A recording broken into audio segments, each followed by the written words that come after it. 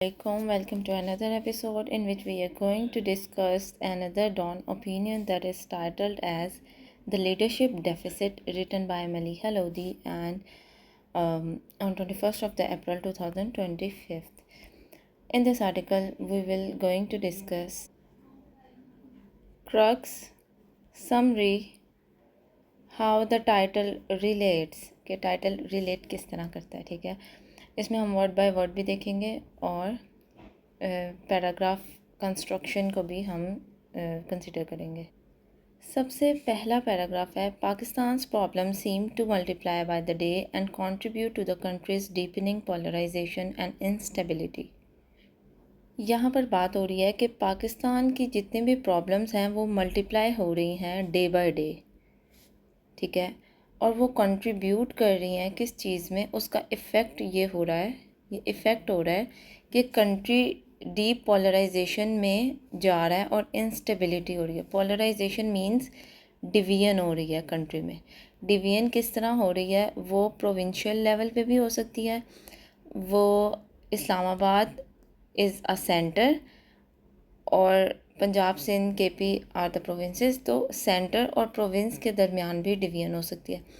Other than that polarisation religious level पर भी हो रही है, फ़िरके बहुत ज़्यादा बन रहे हैं. Other than that polarisation political level पर भी हो रही है, डिफरेंट ग्रुप्स बने हुए हैं.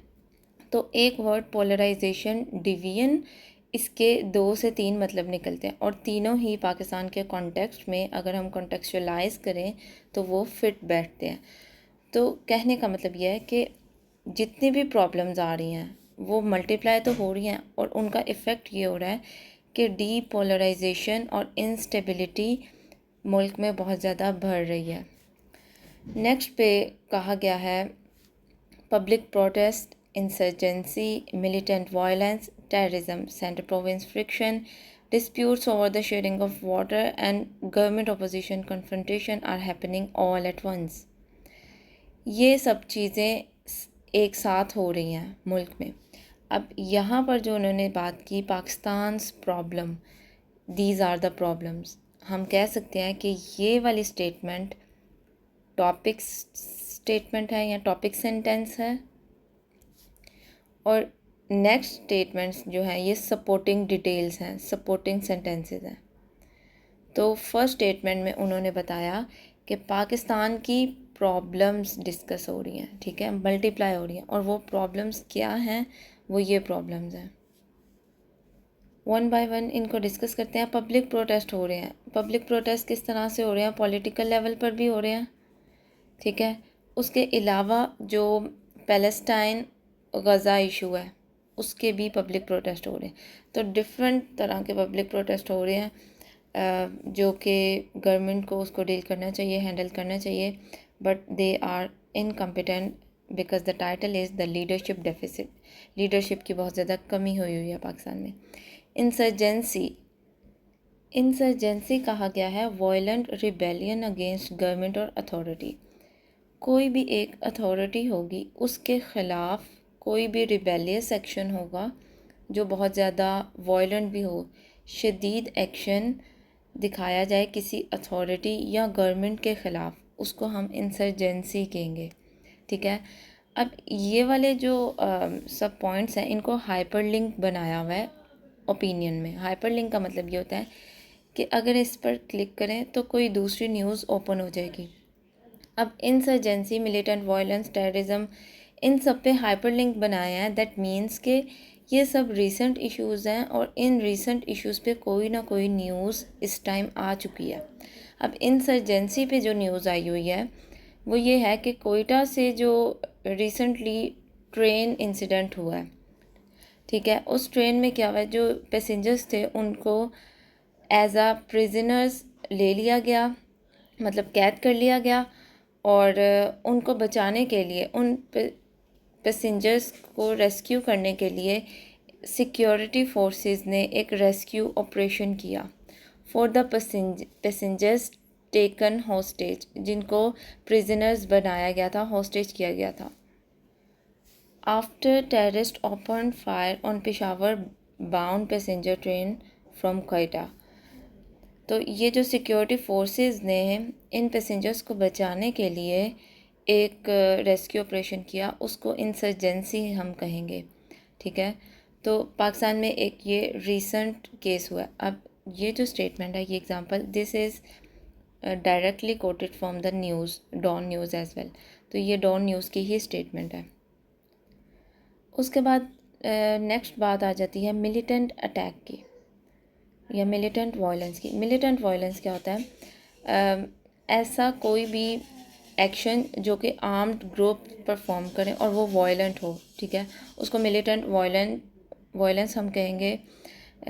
Militant violence refers to the violent actions by armed groups. अब वैसे तो military within the country positive role play करती है, लाइक रेस्क्यू करती है या बचाती है, प्रोटेक्ट करती है, प्रोटेक्शन, ये सब इसके काम है। लेकिन अगर कोई वायलेंट एक्शन करना पड़ जाता है, that means it is just for some any purpose, just for the cause. तो ऐसी फाइटिंग जो मिलिटेंट या आर्म्ड ग्रुप्स करें लेकिन वो किसी पर्पस की वजह से हो, किसी कॉज की वजह से हो, वो कॉज कौन से हो सकते हैं? वो पॉलिटिकल हो सकते हैं, रिलीजियस हो सकते हैं, एथनिक हो सकते हैं, आइडियोलॉजिकल हो सकते हैं, ठीक है। तो इन वजूहात में से किसी एक वजह से अगर कोई मिलिट्री वायलेंट एक्शन के लिए मजबूर हो जाए, वो मिलिटेंट वायलेंस है। इसकी example, because this is also a hyperlink, इसकी एग्जांपल भी डायरेक्टली डॉन न्यूज़ से कोट की गई है। Militant violence and security operations intensified in the country in March 2025। Last year militant actions बहुत ज़्यादा इंटेंसिफाइड हो चुके हैं। इंटेंसिफाइड मतलब शदीद हो चुके हैं विद इन द मार्च, ठीक है। अब यहाँ पर कहा जा रहा है कि number of militant attacks surpassing 100 for the first time. पहली मरतबा इस तरह हुआ है कि within a month number जो है वो 100 को क्रॉस कर गया, ठीक है। और ये किस ईयर के बाद हुआ है, मतलब कितने टाइम के बाद हुआ है? Since November 2014। दैट मीन्स कि तकरीबन 10-11 साल के बाद अगेन मिलिटेंट वायलेंस बहुत ज़्यादा इंटेंसिफाइड हो चुकी है। And that is not a good sign कि इतना ज़्यादा इंटेंसिफाइड होना क्यों पड़ रहा है, इसकी वजह क्या है? This is another topic. और ये जो न्यूज़ है, this is not a common news, ये भी रिलीज़ की गई है Pakistan institute of conflict and security studies के ज़रिए। सो यहाँ पर जो इसके अलावा सेंटेंस स्ट्रक्चर में अगर हम बात करें तो सिर्फ नोट डाउन करने के लिए कि November 2014 is just a fix date, कि हमें फिक्स बताया गया कि 2014 का ईयर और मंथ नवंबर है, that's why here is since. तो जब भी हमारे पास कोई कंफर्म्ड फिगर आता है तो हम इंग्लिश में उसके साथ सिंस का इस्तेमाल करते हैं। नेक्स्ट प्रॉब्लम में हमारे पास आ जाती है टेररिज्म प्रॉब्लम। टेररिज्म प्रॉब्लम की हमारे पास जो रीसेंट एग्जांपल है, because it is also a hyperlink, तो रीसेंट एग्जांपल में हमारे पास, let's see, police on Sunday killed 3 terrorist in KP. तो रिसेंटली पुलिस ने 3 दहशतगर्दों को, 3 टेररिस्ट को किल किया और वो केपी में हुए, ठीक है। तो ये भी एक इशू है। जाहिर है कि हमारे मुल्क में किलिंग भी हो रही है, लाइक पुलिस ही चाहे वो कर रही है, टेररिस्ट आर देयर, तो वो भी एक हमारे लिए प्रॉब्लम है। नेक्स्ट हमारे पास है centre province friction. Centre province friction से मुराद है कि सेंटर हम बोलते हैं इस्लामाबाद को विद इन दिस कंट्री, और प्रोविंस बोलते हैं जितने भी प्रोविंस है, पंजाब, सिंध, केपी, ठीक है। इन दोनों के दरमियान जो टेंशन क्रिएट हो रही है, जो फ्रिक्शन क्रिएट हो रही है, तो उसको सेंटर प्रोविंस फ्रिक्शन का नाम देते हैं। अब ये डिफरेंट इश्यूज़ पर हो सकती है। एक जो रीसेंट इशू है वो तो यहीं पर डिस्कस कर दिया, dispute over the sharing of water. अब dispute over sharing of water, ये टेंशन किन 2 प्रोविंसेस के दरमियान है?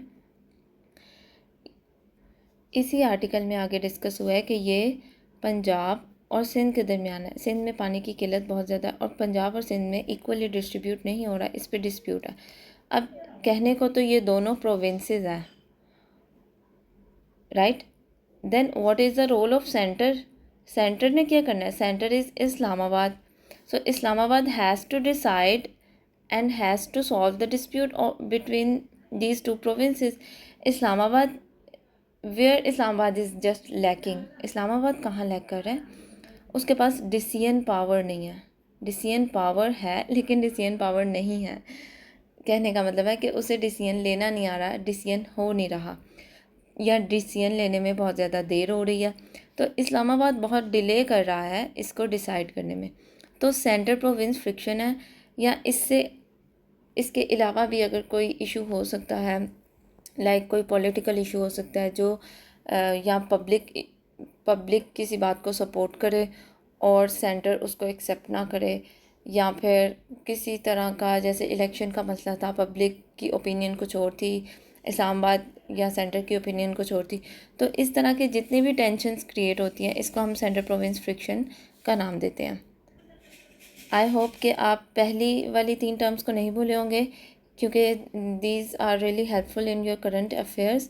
सो पहले हमारे पास था पब्लिक प्रोटेस्ट, फिर इंसर्जेंसी जिसमें वायलेंट रिबेलियन एक्शन होता है अगेंस्ट एनी ग्रुप, फिर मिलिटेंट वायलेंस, फिर terrorism, then centre province friction और dispute over the sharing of water, then the last one is the government opposition confrontation. The most highlighted in these days कि government और opposition के दरमियान जो भी बातचीत हो रही है या जो भी कन्फ्रंटेशंस हैं, कम्युनिकेशंस हैं, वो बहुत ज़्यादा एक इशू और एक प्रॉब्लम क्रिएट कर रही हैं पाकिस्तान में। और इसकी रिसेंट एग्जांपल ये है, because this is also a hyperlink, इसकी रिसेंट एग्जांपल है that PTI leaders were not allowed to meet incarcerated PTI founder Imran Khan in jail despite court orders. Government has been criticized for it. This is also a statement from the Dawn News as it is. इसमें उन्होंने कहा है कि PTI leaders को allow नहीं किया जा रहा कि वो PTI फाउंडर इमरान खान से जेल में मिल सके, उनकी मीटिंग को अलाउ नहीं किया जा रहा डिस्पाइट द कोर्ट ऑर्डर्स होने के बावजूद। अब यहाँ पे PTI लीडर्स हैं और यहाँ पर जो अलाउ नहीं कर रहे या नहीं किया जा रहा, जो कि गवर्नमेंट है, तो गवर्नमेंट पे क्रिटिसाइज भी हो रहा है। तो गवर्नमेंट और ओपोजिशन के दरमियान this is a problem, this is a issue, confrontations हैं। इसके अलावा अगर हम सेंटेंस में देखें, वोकैब में इनकारसरेटेड का मतलब होता है कि जिसको कैद किया गया हो, ठीक है।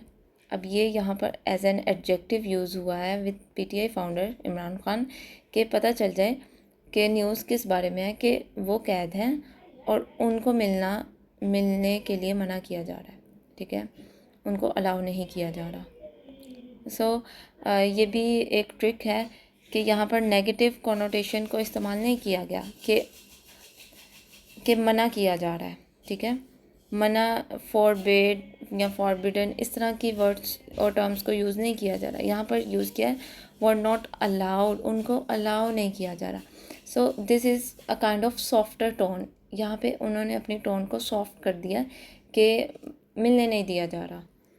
और अगर इसके मुकाबले में कहते कि उनको मना कर दिया कि नहीं मिलना, then this is a kind of rigid form, rigid tone.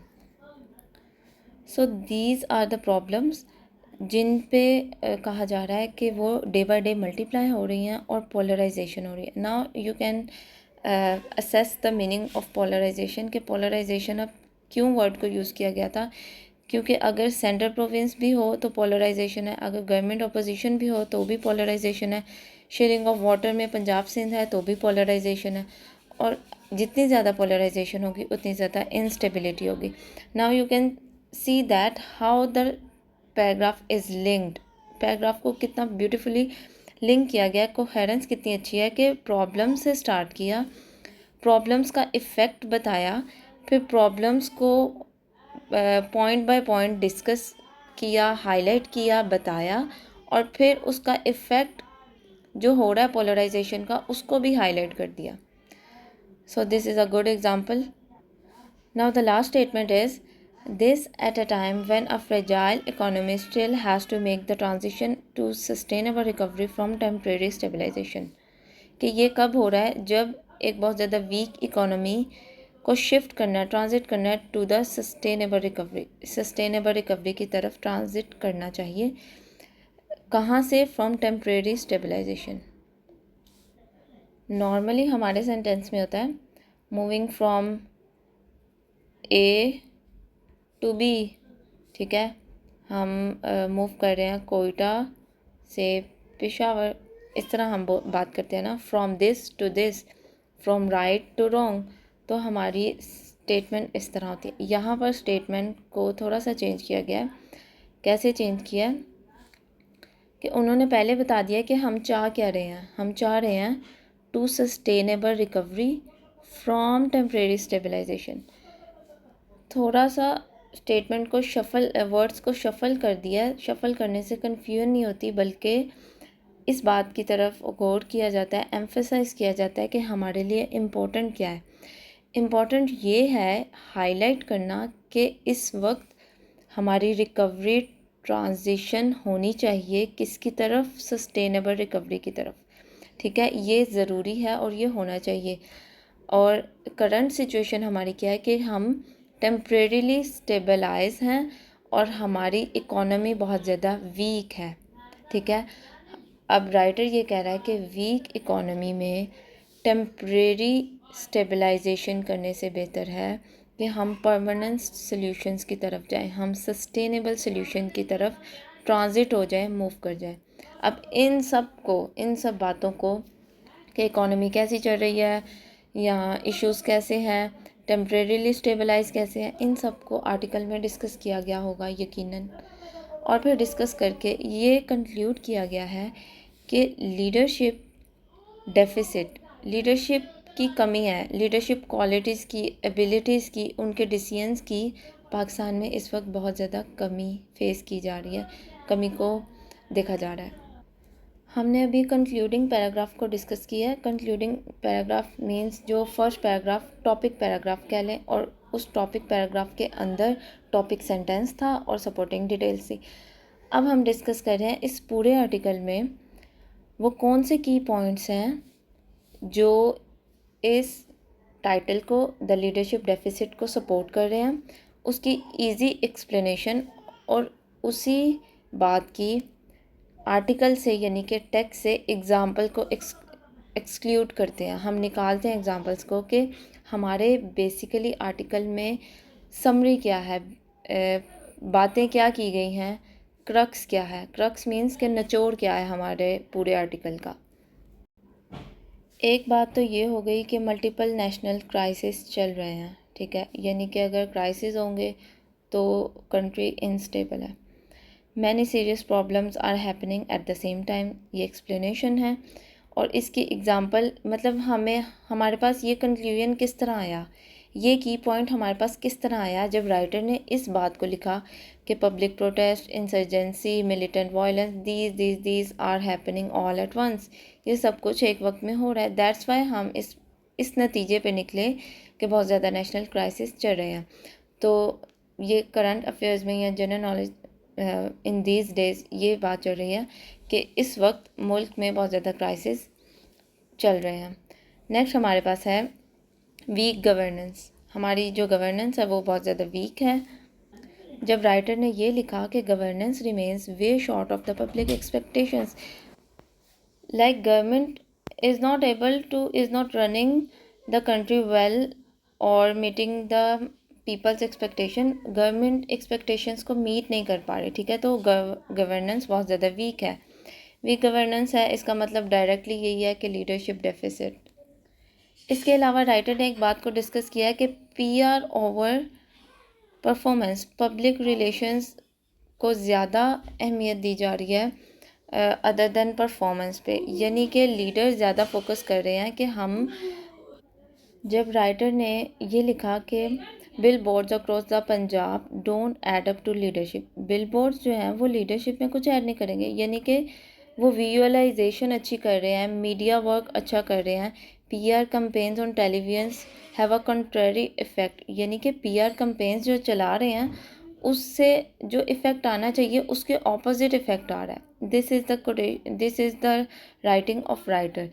तो इससे क्या हो रहा है कि लीडर्स का मकसद क्या होता है कि वो लीडरशिप को शो करें, ना कि सिर्फ ये कि कोई एक टेम्परेरी काम किया है, कोई एक टेम्परेरी सोल्यूशन निकाला है और उस पे ही मीडिया पे फेमस हो रहे हैं या फिर कैंपेन्स चला रहे हैं, बिलबोर्ड्स लगा रहे हैं। सो this is not a permanent solution, this is a temporary solution. उसके बाद हमारा जो फोर्थ नंबर पर रिज़ल्ट है वो ये है कि lack of vision and strategy as obvious कि विजन और स्ट्रेटजी की बहुत ज़्यादा कमी है। So leaders have no long term plan और क्लियर डायरेक्शंस, लीडर्स के पास नहीं है। How writer concluded it, muddling through without a coherent plan और strategy doesn't work. Muddling through means कि इरेगुलर जो प्लान्स हैं, इरेगुलरली अगर आप चलते जाएंगे, कोई क्लियर प्लान नहीं होगा, कोहेरेंट स्ट्रेटजी या प्लान नहीं होगा, तो वो काम फिर ज़्यादा देर नहीं चलेगा। तो विजन और स्ट्रेटजीज़ बहुत ज़्यादा वीक हैं। अब इसी आर्टिकल में कायद-ए-आज़म की भी एग्जांपल दी गई है because of the good leadership. So uninspiring leadership है कि लीडर्स डोंट मोटिवेट और इंस्पायर द पीपल। मतलब करंटली अभी सिचुएशन में after the Quaid-e-Azam there is no leader who can inspire the people. So most of those who came after him have been both uninspired and uninspiring. Next is the poor team selection. इसमें writer ने कहा है कि top positions are occupied by those with close family connections. या तो family connections को दी जा रही हैं टॉप पोजीशंस या फ्रेंड्स को दी जा रही हैं, जबकि लीडर्स को ये डिसीजन लेना चाहिए कि जो कैपेबल हैं उस पोजीशन के उनको ही हायर करना चाहिए, उनको ही असाइन करनी चाहिए। तो टीम स्ट्रांग नहीं होगी तो पुअर टीम है वो इस नतीजे में है क्योंकि पुअर लीडरशिप है। Then the next is ignoring major issues. Major issues को इग्नोर किया जा रहा है, लाइक बड़े इश्यूज़ के बारे में बात नहीं की जा रही, छोटे इश्यूज़ को पहले देखा जा रहा है, उनको फिक्स करने की कोशिश की जा रही है। एक होता है सॉल्व करना, एक होता है जस्ट टू फिक्स के टेम्परेरीली उसको सॉल्व कर देना। तो कोई क्रेडिबल स्ट्रेटजी नहीं है to deal with Balochistan and also with the water sharing between Punjab and Sindh remain unresolved. इनकी तरफ ध्यान नहीं दिया जा रहा जो कि एक बहुत मेजर प्रॉब्लम है। अब इसको अगर सॉल्व करें तो मतलब बेनिफिट्स क्या होंगे। अगर पूरे सिंध में लाइक वाटर डिस्प्यूट इशू को सॉल्व कर दिया जाता है तो सिंध में पानी जाएगा और एक सिर्फ पानी की सहूलत मिलने से कितने लोग वहाँ पर इस चीज़ से फ़ायदा उठाएंगे और कितने लोगों की इंस्पायरेशन करंट लीडरशिप बन जाएगी। तो अगर एक बड़े मसले को, बड़ी डिस्प्यूट को सॉल्व करेंगे तो उससे फ़ायदा भी बड़ा ही होगा। तो बड़े मसले को सॉल्व करके बड़ा फ़ायदा होगा। So let's revise. Public national crisis, weak governance, peer over performance, lack of vision and strategy, uninspiring leadership, poor team selection, ignoring major issues. Now the next one is the weak legitimacy and the public trust. Public का trust नहीं है because of the unfair elections and its result कि public people are still in doubt because of the fairness of elections and don't trust the leaders. So writer ने इस बात को इस तरह लिखा, the weak legitimacy of the government leaders, controversy over how they were elected never went away. कि जब तक उनका पब्लिक का ट्रस्ट नहीं होगा, गेन नहीं होगा, उस वक्त तक लीडरशिप स्ट्रॉन्ग भी करना बहुत ज़्यादा मुश्किल है।